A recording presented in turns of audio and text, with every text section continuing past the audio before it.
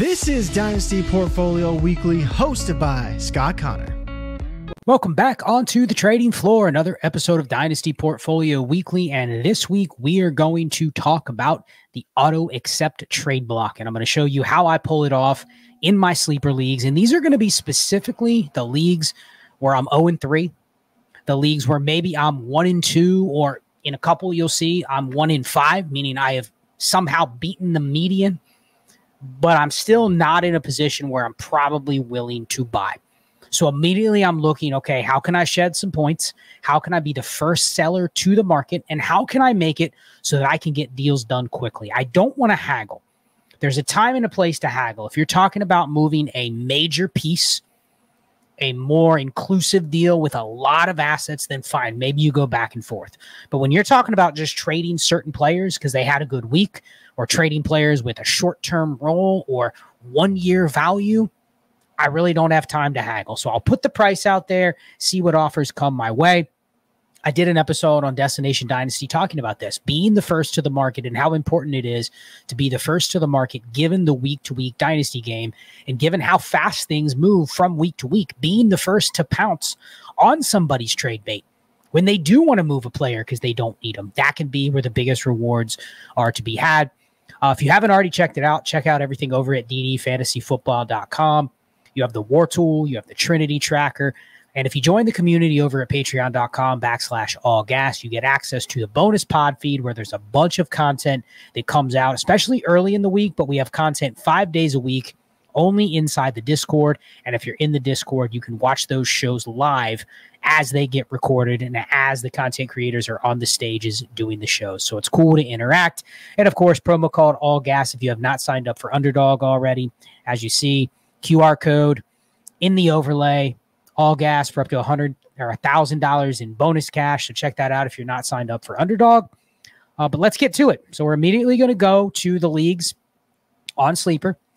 And I'm going to pull up my Sleeper account. So here we go. So I'm immediately looking for the leagues where I know that it's going to be one where I'm looking to sell.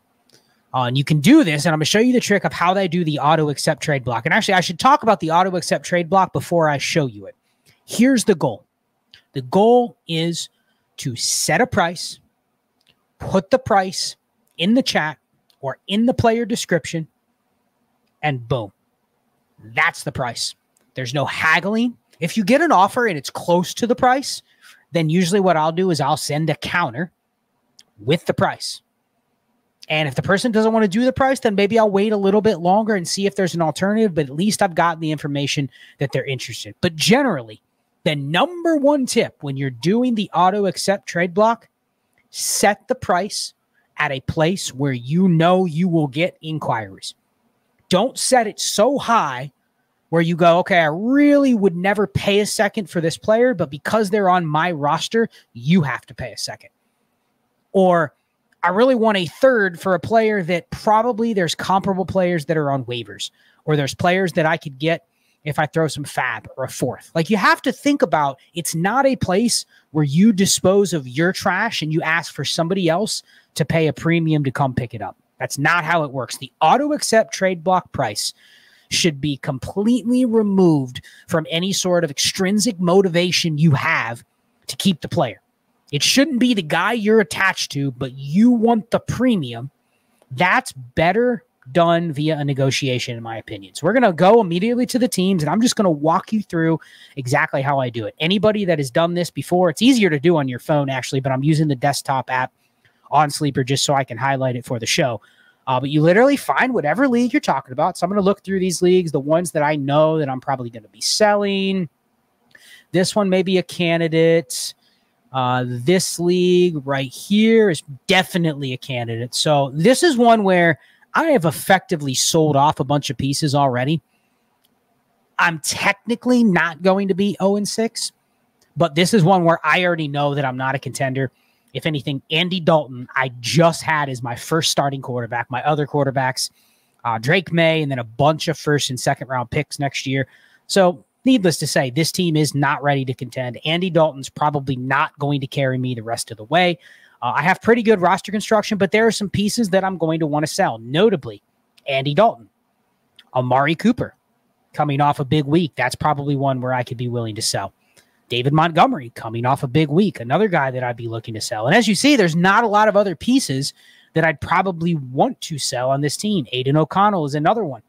So Aiden O'Connell might be starting for the Raiders. That's another opportunity where I could potentially move Aiden O'Connell. Taylor Heineke could start for the Chargers for a week. So that's another one where I have potentially an auto-accept trade block piece. So there's pieces on this team, and Isaiah Pacheco, I didn't move him. This is the one team last week that I said I didn't want to move Pacheco, and for good reason. So this is a team that definitely has a motivation to sell, and B, this team has pieces to sell. They have to be relevant pieces to sell. Let me get myself on the screen here.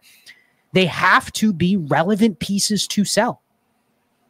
You don't want to miss a week where Taylor Heineke's getting his one-spot start. You don't want to miss a week where Andy Dalton comes off of a big game and someone's now thinking, okay, he's going to be the starter for the rest of the year. So what you do, you click on your team, you highlight next to your username, you highlight this little wheel symbol or the settings symbol, and you go right here to updated player's nickname. So I'll just go in and I proceed to literally type in exactly what my auto accept price. You see, I already have some in here, so I'm going to delete those. When you delete them, it populates the player without a price. So you'll see after I get these entered, you'll see what that looks like. So I'll delete and clear all of these. I usually try to update these maybe once a month or so. These were probably updated right before the season. And clearly some of these players are still on my roster. Yeah, Pacheco for a first. Of course, that one's probably old. Okay, so they're all clear. So I go through and I clear all the players first. Then I go through and update the prices. So we will go Andy Dalton, any 25 or 26 third-round pick. Boom. Nothing more than that. I don't care where the team is in the standings. I don't care if it's 2025 or 2026. Andy Dalton, any third. Again, probably helps my team to get him off the roster with this specific team. So the sooner I can get him sold, the better, because I'm always going to start a player that I think can help me. So if I have Andy Dalton, Taylor Heineke, and Aiden O'Connell, all of a sudden a team that didn't have any quarterbacks has 3 quarterbacks. That's not helping my potential points. So this is one where I'm definitely motivated to move these players. So we're going to scroll down. I'll skip Amari Cooper just because I think there needs to be a little more nuance in what his price is. But let's go to, where was old Aiden O'Connell? Yep, Aiden O'Connell. So a same price. And I'm going to not overthink it. The same price for Aiden O'Connell. Let's throw Tyler Huntley in there too. Tyler Huntley for any third. We'll go Taylor Heineke for any third. So right there, 4 quarterbacks. Now, do I think I get Huntley done this week if he's not announced the starter? Probably not. But I'm going to throw him in there anyway, because maybe somebody sends me an offer where they give me a third and a fourth for Dalton and Huntley. Sure.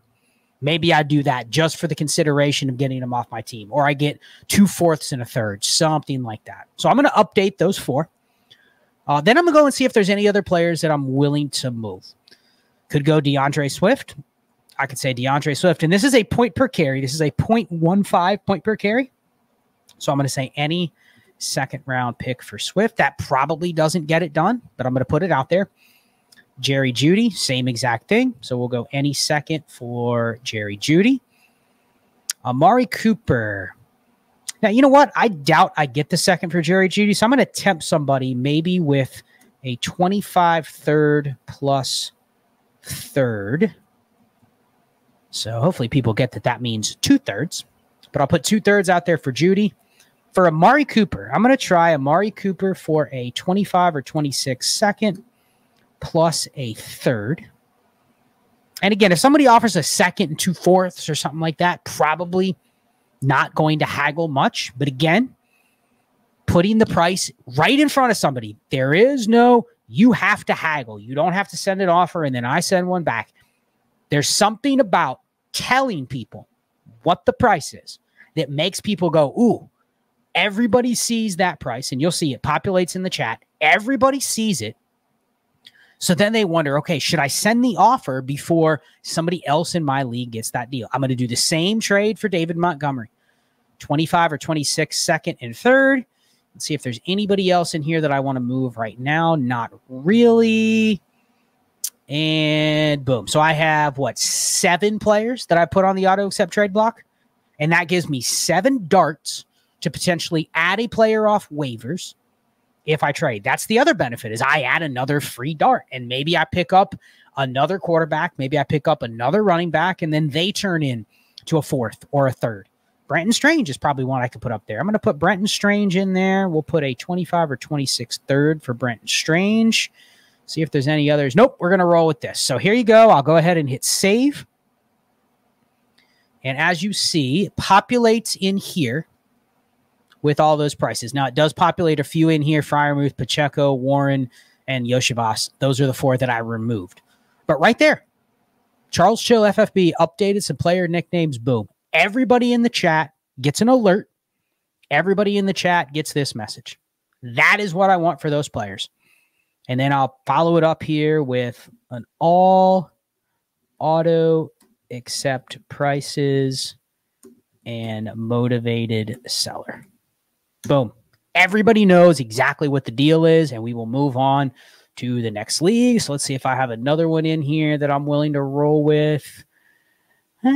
Honestly, all of these are kind of in a spot where I'm not a motivated seller, but I probably would sell. This one is close.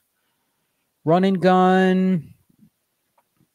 Yeah, honestly, this is probably the other one right here.